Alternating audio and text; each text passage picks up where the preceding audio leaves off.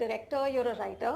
आपने अपने गांव की एक कहानी बनाई, पूरे वर्ल्ड में इट्स बिकम अ सक्सेस।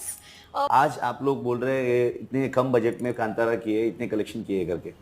पहला मैं कन्नड़ में करने का थॉट था मेरा। उस समय it was a big budget film for me. मैं मेरा लास्ट फिल्म में डायरेक्ट किया था 1.4 करोड़ में।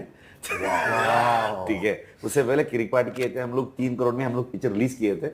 वैसा एक लो बजट मिड बजट का एक फिल्म करके आ रहा था मैं पहली बार। मैं सच्चा इतना बड़ा बजट में इतना बड़ा सेट मैं कभी देखा भी नहीं था। असिस्टेंट डायरेक्टर का भी काम नहीं किया था इतना बड़े स्केल में। तो इतने लोग थे सेट पे, इतने गाड़ी आ रहे थे, देख के मुझे इतना प्रेशर हो रहा था, टेंशन हो रहा था। तो खत्म करना है मुझे।